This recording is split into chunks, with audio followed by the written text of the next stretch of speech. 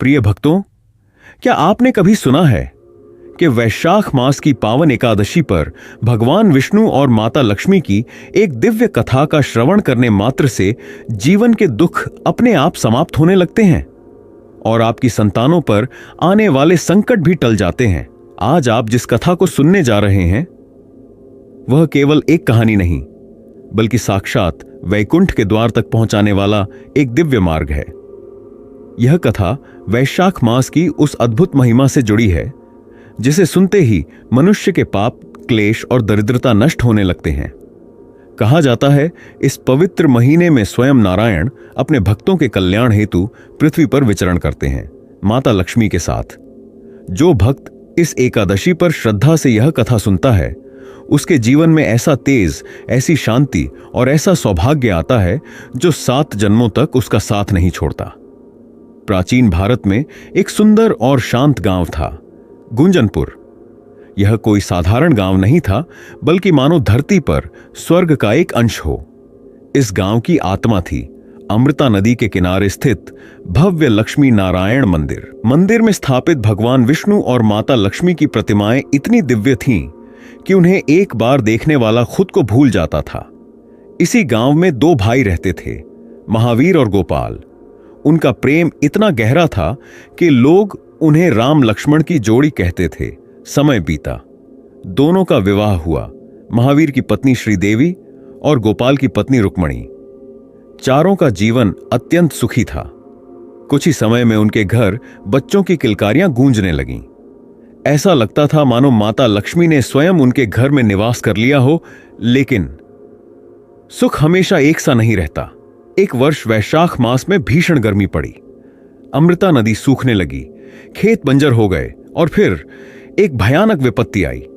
महावीर का बड़ा बेटा अचानक बीमार पड़ा और कुछ ही दिनों में उसकी मृत्यु हो गई। फिर वही बीमारी एक एक कर बाकी बच्चों को भी अपनी चपेट में लेने लगी।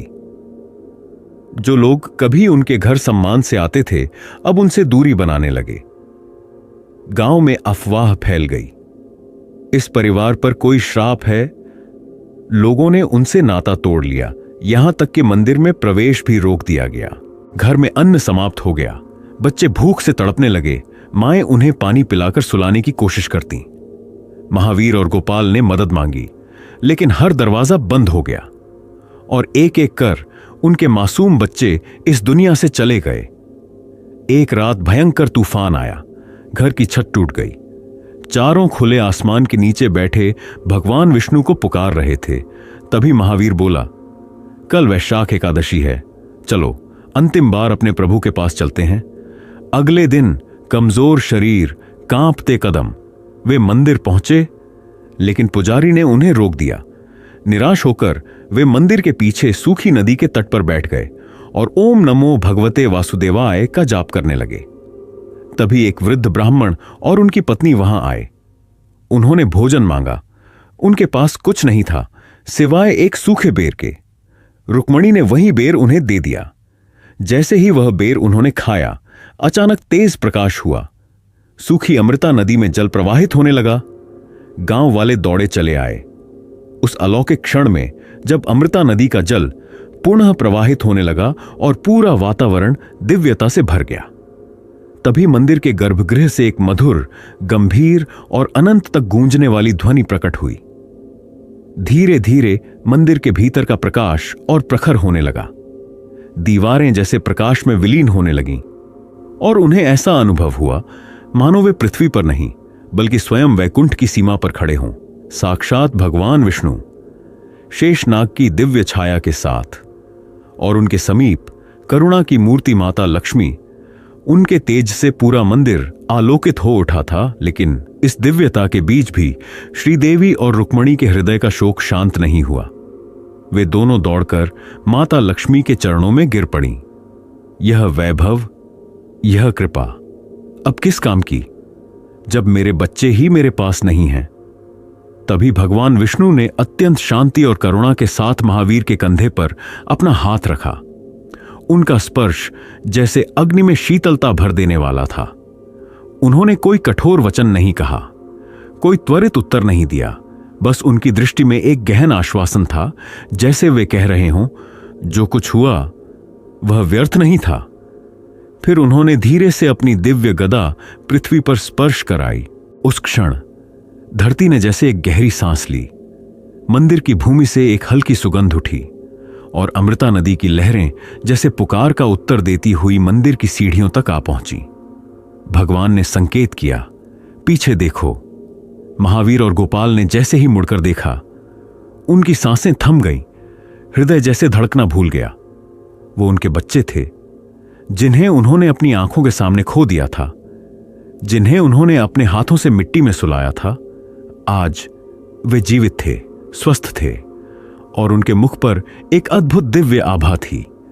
श्रीदेवी और रुक्मणी जैसे पागलों की तरह उनकी ओर दौड़ी। उन्होंने अपने बच्चों को ऐसे गले लगाया जैसे समय को रोक लेना चाहती हों। उस क्षण पूरा गूंजनपुर मौन हो गया। जो लोग कभी उन्हें अपवित्र कह रहे थे, आज उनके सामने सिर झुकाए खड़े थे। उनकी आंखों में पश्चाताप था और हृदय में लज्जा। गांव के मुखिया ने कांपते हुए महावीर के चरणों को छू लिया। हमें क्षमा कर दो, हम अज्ञान में अंधे हो गए थे। महावीर ने उन्हें उठाया और शांत स्वर में कहा, जो कुछ हुआ वह हमें एक सीख देने के लिए था कि संकट में किसी का साथ नहीं छोड़ना चाहिए।